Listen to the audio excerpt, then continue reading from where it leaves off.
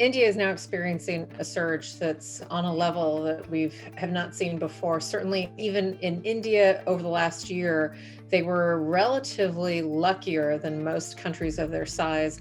There are a lot of theories behind that. However, in the last 24 hours alone, they've had 300,000 cases, and that's most certainly an undercount because there is not widespread testing. So the fact that we're seeing in some parts of India, like Bombay or Mumbai and New Delhi, as high as 1 in 3 or 1 in 4 people testing positive is actually, again, an underestimate. There is very little public health infrastructure in India, and certainly in most of the country, you see incredibly crowded and cramped environments. It is virtually impossible to exhibit social distance, and because of the lack of public health infrastructure, really very little testing and tracing.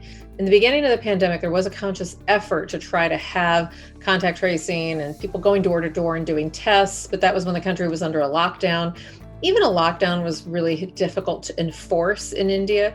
When you're dealing with a country of 1 billion people, it just becomes logistically impossible. This virus variant, it's a variant of interest, the B1617 lineage. This was first detected and reported by India, having 2 mutations, the E484Q and the L452R. Those are specific mutations within the genome. This was reported by scientists out of India.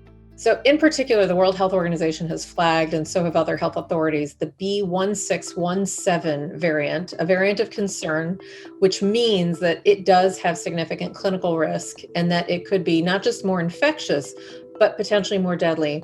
And it's of real concern because it has something called the double mutant virus or double mutation virus, in that it has a series of mutations in 2 parts of the spike protein that make it easier to attach, infect, and replicate. It is the newest iteration of the virus's mutations that could potentially put even vaccinated populations at risk. The fact that we have very, very smart variants with mutations that are incredibly infectious in a country where you cannot keep people isolated, quarantined, or 6 feet apart reasonably, and on top of that, a non-existent kind of health or public health infrastructure, that is why we're seeing cases skyrocket.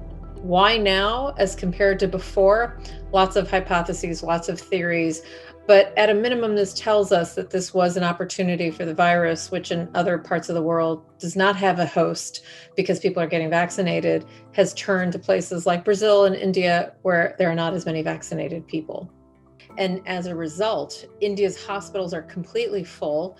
There is now rationing of everything, including doctors, nurses, oxygen, bed supplies. And in fact, many Indian health officials are telling people, especially in New Delhi and other places, that if you can get resources in your own home, you'll be better off than trying to come into a hospital where you will likely not be able to receive oxygen or attention.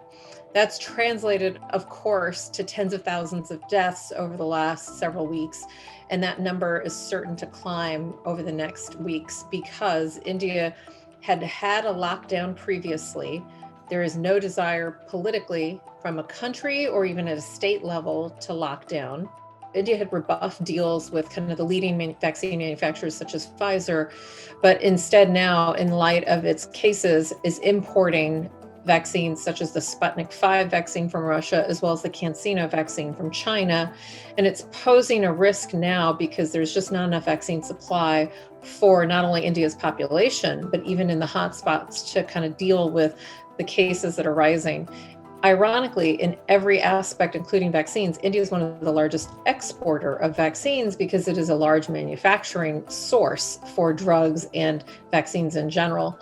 So this is posing risk at a time when India thought it had escaped the worst by not experiencing the surges over the last year, but in the last several weeks is now facing its own internal crisis with a lack of vaccine supply. So all in all, it creates a recipe for disaster. Where it impacts the United States is that we have seen that this pandemic is truly global.